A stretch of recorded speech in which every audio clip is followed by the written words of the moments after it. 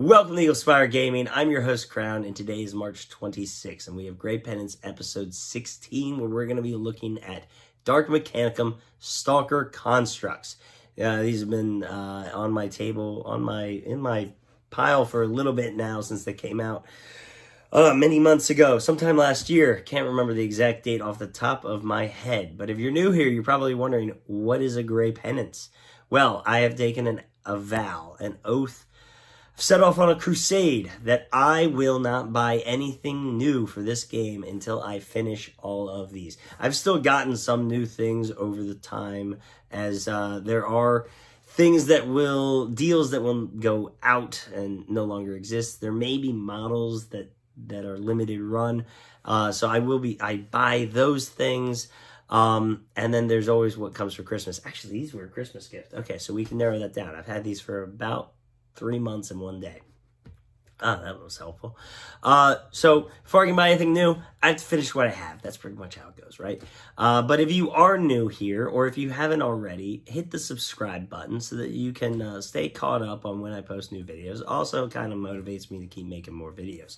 And if you like this video, hit that thumbs up so that I know, and then I can keep making more videos like this. Now, we did get some good news this week, or last week rather. On Thursday, the Warcom article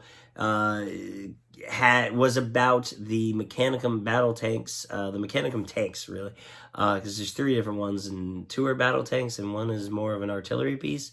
But I think they're, off the top of my head, I think they're all in the tank section, right? But those were in the Warcom article, so that means that we'll be getting them soon, and they'll probably go up for pre-order about the same time as the Mechanicum Quaestorus Knight variant that was also announced the week prior. And tomorrow's Thursday, so maybe there's going to be something else that we'll see then too. Not really sure. It'd be nice. They could come out anytime within the next couple of weeks. I mean, just because we saw them in the Warcom article last week doesn't mean that, they didn't go up last week on Sunday for pre-order. They may go up this week. Maybe it's something else. I haven't been paying attention to what's been announced and what hasn't come out. That would make it easier to narrow down, but something else could go up this week and then maybe the next week, and so we might see them in 2 or 3 weeks. A little bit of time, but it's nice to have that information. They've shown it to us, and now we know, and now we can expect that it will be coming soon-ish.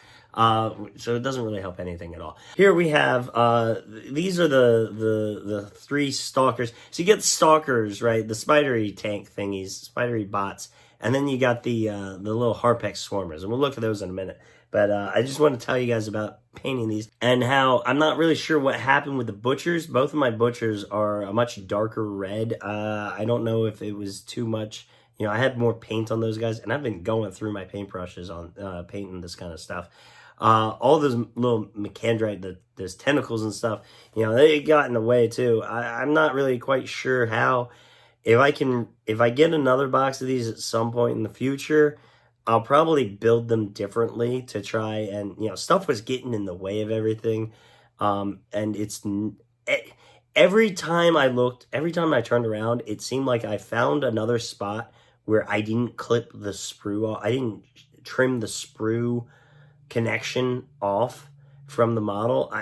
Something that I messed up, and then I'd go and fix it on everybody, and there'd still be, I'd take another look, and I'd look around, and I'd double check myself, and something would still be messed up. So I don't know what happened with that. I don't know how that kept happening, but it did. I added a little bit of purple into these guys when I was painting them. These are the Banished, Halo themed is what I went with them, and they stole a lot of stuff from the Covenant, so I added a bit of purple, and it came out darker than I anticipated. But honestly, I really kind of like it because it kind of blends in. It's not sticking out. It's not in your face. It's just kind of there. It kind of is fitting in that way. And then the last thing is I didn't mix or match any of the legs. I kind of just used. I'd use one leg for the entire thing, for an entire model, and then I'd use another leg for an entire model. And I could have mixed that up and changed that up a bit and, had these guys in these different poses and stuff. But I kind of didn't like it when I did it the first time with, I built a box of Overlords first. Then I built these guys. Then I built another box of Overlords. I didn't like the mix and match legs on the Overlords. They didn't quite work out the way I wanted it to, and so I just went with one. If I do another box, you know, maybe having done these guys, I can better plan that out and think that through and have it look more like, oh, it looks like they're walking forward and stuff, or they're stepping on tanks and stuff, you know, and that'd be cool. But yeah, let's get into the tactics and the stats and we're gonna start with the swarmers because we haven't shown them on the board. And I'm not going to go too into depth on any of the formations because there's so much going on with all these guys. You know, everything's different. These are all four of these guys, all four of these detachments go into different detachment slots, and they have these different formations, and it's very... We're not going to talk about formations today. We're just going to talk about these guys, right? So here we have the Harpe Swarmers. They are move 7 with jump packs. They have a 6-up save. They're calf +1, 1 wound, no fear. None of these guys have any fear. They are infantry. You get 4 bases for 30 points. You can get 10 bases for 65 points. They are cheap. You can fill out. They have a formation that is just them. You can fill out a whole bunch. That, again, we're not going to talk about formations, but that formation lets you infiltrate with them, and they count as +2. They count as 2 for their scale, so they can tie up tanks. That's all I want to say about that. So a lot of thoughts have gone into these need to be charged. You know, you need to charge these at people and just, you know, get them up in people's faces and start eating their dudes with them. They're like little Tyranids. They remind me of Ripper Swarms, but like their tail is turned inward instead of backwards. Ripper Swarms from Tyranids. And they're probably about the same size, too. Actually, that could be a fun conversion. They have 2 gun options, and you don't need to worry about which gun you want to model these guys with, because there is no modeling for them. They come as one singular piece. What you have to decide is, do you care that a base has a base has 3 guys of one weapon type, or do you want to mix and match and not really care about that? I went with all 1 weapon on each base. So that gives you 4 units of each, or 4 detachment of 4 for each. And the gun here, the guys here on the right, they have little torpedo looking things there, little torpedoes on their backs, kind of strapped the wrong way, you know, facing off to the sides. Those are the Harpex las cutters, and the other guys to the left of them are the exoplanar repeaters, and they kind of have like a little turtle shell or a curved sewer manhole cover type deal going on their back. And you could totally paint these guys differently if you want them to stand out. You can base them the same. You know, nobody's really going to care. But have some way to identify, you know, don't run around each turn choosing to shoot a different weapon because you forgot what they were, and then, you know, playing it to your strengths that way. That would be unsportsmanlike conduct. Yeah, just don't do that. But yeah, look at another weapon. You got, both of these are 1 shot. They hit on 5s, and that's where the similarities end. One of them is, you got the repeater is a 10-inch range, AP 0. It's light and it has shred. And the las cutter has bunker buster. It's got 1 AP, so that bunker buster becomes 2 against buildings. It is a 4-inch range, and it's anti-tank. When you think of these guys as, if you look at them and you say, I always want to charge them, they always want to be charging people, the gun doesn't really ever matter. But when you then say, like, okay, but the gun does matter, you're never going to want to pick the 4-inch range gun, because you're never going to be in a situation where you can shoot somebody that you couldn't charge. Unless they out-activate you and you have to move these guys first. Because if you can move these guys next to something that has already moved, you can then shoot it. It's a hard choice to make, because on one hand, you could charge the thing that you're trying to shoot, and maybe have a better chance. On the other hand, some things, charging certain things, those things are stronger than you. Unless you can get a bunch of bases up against the enemy, then you might not be able to. 10 of these guys could take off a few shields from a Titan, but they could also wrap around the Titan.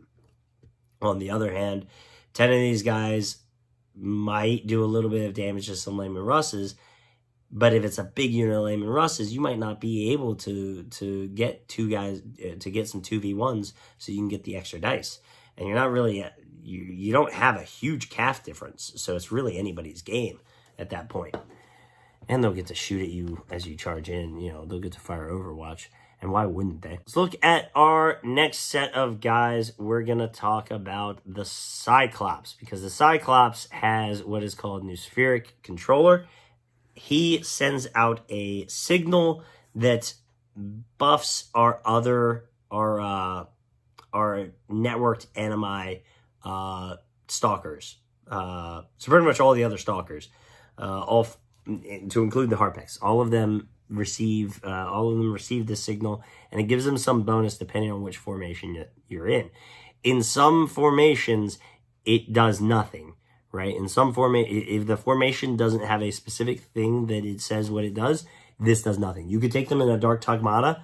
They don't have, that networked animi does nothing. The Stalker Controller does nothing in that formation.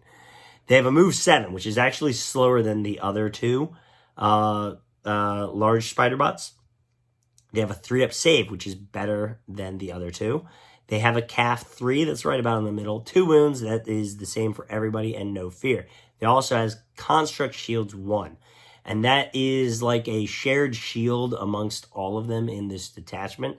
So if you take a big detachment of these guys, you have to do a lot of damage before they ever even start rolling saves to see if they're going to lose a person. Whereas with only one, it's essentially an extra wound. An extra wound that you don't get to roll a save for. They just have to hit you with a weapon. So with that in mind, these guys being the controllers, the headquarters selection, you probably don't want them getting into melee with the enemy. It's nice that they've got a calf 3. That's a pretty good number. You charge in and that becomes a 4. That's pretty good against a lot of things, but you're going to be outnumbered because they're expensive. But you get 3 options for guns. Our first gun is going to be a Skintelix Las Cutter. It's like the Harpex Las Cutter, except it hits on 3s, which is a lot better. It's still a 4-inch range. It's still only AP 1, and it's anti-tank bunker buster. Against those buildings, that becomes AP 2. That's nice. Hits on 3s. That's nice. It's still AP 1. It could be better, and that would make for a better building destroying unit. It's front arc, so it's limited in its range. Something I should have mentioned earlier is the bots, the Stalker Constructs, randomly chooses when and where to say, hey, this is a front arc gun. We care about the arc that you're shooting in, or we don't care. All 3 of these guns are mounted to the base of this guy, so they're at the bottom. Apparently, some of those guns can turn around 360 degrees, and some of those guns can't. The Butcher, his guns are mounted to his head, and for that reason, none of his guns are front arc. The Archer has a gun that's mounted to his head, and that is a front arc gun. So, whereas some of the guns that are on his, mounted to his bottom are front arc, and some of them aren't. Weird choice. Weird design choice here. Not sure exactly what distinction makes one over the other. Couldn't tell you. But let's talk about the next gun, and that is going to be the Exoplanar Cannon. So you might notice, the Harpex Swarmers, they also have an Exoplanar and a Las Cutter. And this one's, it's a slightly different one. This one's a cannon. And then the Las Cutter is a different Las Cutter, so it's got different stats. This one's a cannon, and it's 2 shots hitting on 4s. and with that AP of -1 this time. So a little bit better than the other one. It also ignores cover, whereas the Harpe Swarmers, they don't ignore cover. Still light, still shred. And then our third gun is a Storm Laser, and that one is 3 shots at 15 inches. Hits on 5s, AP -1. The slightly worse to hit. It's light AT, it's front arc, it's stuck at that front arc like the other gun. Rapid fire and shield bane. So it doesn't get any AP against tanks, but it can take out some Titan shields if you wanted to. And with 3 shots, it's got quite a bit of, it's got a good volume of fire. It's the worst to hit on this gun. And, but it does get rapid fire, and it's the only gun that can, it's the only gun that at range can hurt a tank.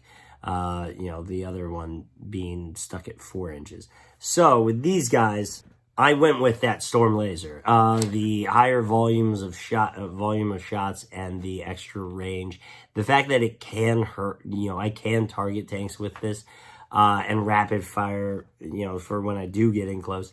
I liked that about it, so I went with that. If I got more, I'd potentially look into, and I'd want to get some games in with it and see what does my Mechanicum need. But I also think that maybe the ignores cover and shred could be a viable choice for something that I wanted to shoot. I could clear out units that were hiding in buildings. But you need enough of them to do so, and because of how expensive they are, it's a little bit harder to do that. Now we've got the Archer, and the Archer is faster at move 8 and has a 4-up save with only +1 to calf. It's still 2 wounds, and it's still no fear. These guys receive that signal and benefit from whatever that protocol is going to be, whatever that formation will have from your controller. They don't have construct shields. These guys are without construct shields, which is interesting because construct shields only don't work in melee, and these guys are meant to be the guys shooting. It is in the fluff that they just don't have construct shields for whatever reason. They weren't given that. That is at least what I heard. So that's why they don't have it. That's unfortunate. I think they could use it more so, and they'd benefit more from that. They have an optional slot for weapons, and they have 3 options there, and then they have a mandatory slot. The Storm Laser Flenser is 3 shots at 22 inches. It hits on 4s, and it's AP -1. It is light AT, and again, shield bane. Still that front arc. So you are able to hurt Titan shields, but you're able to hurt void shields, but you don't have any real punch with your shots. You have a 50% chance to hit, and you have 3 shots. So you're going to get some good hits. A unit of 2 of these guys essentially is 3 hits against some tanks. But if those tanks are Layman Russes, they pass all 3 saves. They make all 3 saves. They could roll really bad, and they could fail all 3 saves. You could roll 3 ones. But let's look at statistics. The odds of it are they only have a 16% chance to fail an individual dice. Not the best gun for taking out tanks. And this thing is supposed to be a ranged thing. You're kind of looking at it and thinking, I want something with some firepower. You then have the optional slot, and all 3 of those options are light weapons, which is kind of disgusting. They don't, if you're taking these guys hoping to take out some tanks, they don't pair for that at all. Which is just unfortunate. It's a vehicle that can't hurt vehicles, really. It can't do a lot of damage to vehicles. One of those options, the Volkite Culverin, actually doesn't have you can't get it. It's not in the box. It's not in the box, and it's not on the manual for building it. It doesn't exist. You can't actually get it. It would have Deflagrate and Light, which is fun for shooting at infantry. All of our weapons here are light, though. So really, you're stuck with a choice of, do you want an 8-inch, 3-shot point defense gun with assault, with assault. So you can get more dice if you're within 4 inches, but you don't want to be within 4 inches. Not fun to charge against, I guess. Or do you want 2 shots at 10 inches that have ignores, cover, and shred? I ended up putting Stalker Maxima Bolters on mine. The point defense pairs better with something that I want to shoot at tanks, that I potentially want to shoot at tanks. It's the only option for doing so, because by being able to split fire, I can shoot at a vehicle with my main gun, and then I can fire these guys off at something else. I can shoot them on the move. They can move up and clear something out. You know, a few of them would do well in that role. A few of these guys moving forward either 8 inches or marching 16 inches and then shooting another 8 inches to kill something that was some infantry guys that were standing out in the open. That's a good use of something. But, you know, it's really just a shame that they don't have more firepower for when I target, you know, when I want to target a vehicle out in the open. Next, we have the Butcher. It's, again, 8 inches of move and a 4-up save. It has a calf of 6, and we're back to having a construct shield, which is great. You can take these guys in some really big units. Actually, you can take, most of these come in some fairly large units, but the Butchers come in units up to 9. You would need to get, and they are a troop choice, actually. So you can, not a troop choice, they are a core choice. So you can take these guys as part of your core. So there's a lot of formations you can slide them into. They would be a very expensive core choice. They are the most expensive core choice of any of the armies to this point. 45 points per model, and then per individual model, and then you can take 3 more for 115 points, and you can do that twice and then take 2 more. So that ends up, you know, it ends up being quite expensive to get all these guys. But they have a very high calf, and they have that construct shield, which means that if you had 9 of them, you'd have to hit them with 9, you know, las cannons before you ever even start to make me look at rolling an armor save. Which actually makes, which would actually put Malcadors back. You know, that would give some real value to Malcadors, all las cannon Malcadors. Just to fire off a whole bunch of shots and get a whole bunch of hits and get rid of those shields. Construct shields, they don't come back at all, ever. Void shields could come back. But then we have their weapons. So obviously charging in, great choice for these things, but because of how expensive they are, like against infantry, they're probably going to, you know, be outnumbered and be wiped out. A calf 6 is essentially like saying, hey, I've got rend, but I just rolled the maximum number I could on rend. Unfortunately, a lot of the things that have rend also have a high calf, you know, a decent calf themselves. So on the charge, you'd be +7. You know, you'd be like rend plus 4, I guess. Or a max roll of a rend. The max that a rend could ever do, +1.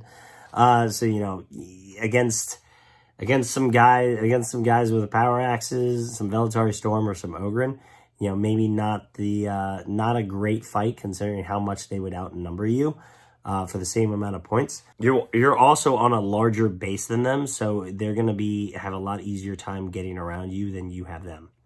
No. These aren't for charging infantry. These are for charging tanks or Titans, but not so much Titans. These are for charging tanks. So we've got 3 weapons, and 2 of them are anti-tank, 1 of them is light. Weird. The guy that wants to get into close combat, he's got anti-tank weapons. It's the guy in the back with a long-range weapon, the Dark Mechanicum. They came up with some crazy stuff, and then they said, let's give it this gun. You know what we need the ability to do? We need the ability to kill all the infantry when we assume that all the tanks are gone. Maybe not the best tacticians. Maybe that's why Horus lost. Right? He had people making stuff that just wasn't really the best thing to do tactically speaking. But yeah. Alright, so 3 guns. We got a Melt-A-Gun. Fun.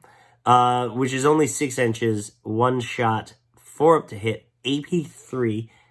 You know, aside from the range, it's a nice way to blow up a tank. Nice way to blow up a tank. The problem is, at that range, I could just charge the tank. And now the tank can't shoot me back. The only thing is, I might be in a position I don't want to be in at that range. Charging in, I may not want to be where those tanks are, because then everything else can shoot me. Everything that can shoot the tanks can. But I feel like that's probably such a small amount of the time that that's going to happen. Our next gun, let's skip one and let's look at the last gun there. The Eric's Las Cutters. It's Las Cutters again. 4-inch range, one shot. AP 2 this time. Hits on 4s this time. So it's better for blowing up. These guys are stronger for blowing up buildings than the Cyclops, especially when you look at the points. Just better at blowing up a building every single time. For the amount of points that you pay, and then also its ability on a single dice. Per model, per points, it doesn't matter. Also anti-tank, so, but much shorter range. So then you got to look at the melty gun like, all right, when am I going to be within 6 inches? Not want to charge, but also I could have been in 4 inches and had the option to destroy a bunker. I'd have less AP, but I could have blown up. I could have also had the utility of being able to destroy buildings too. That's a tough choice. That's a tough choice there. I went with the Stalker Maxima Bolters, again, because if I'm charging something, I'm not going to get to shoot anyway. This way, I can move and then fire the point defense. I can march these guys up 16 inches. I already talked about that. I can do that. If I make some more of them, if I ever end up getting more of these guys, I may end up going with, it's a tough choice, the Melty Gun, 2 extra inches of range and an extra pip of AP, or the Las Cutters so that I can blow up buildings. You never know when you're going to need to blow up a building. And I think my Dark Mechanicum army is actually lacking in that department quite a bit. So maybe I need to get some bunker busters. Maybe I need that Las Cutter. But that is, let me know what you guys think. What do you guys think about weapon choices here?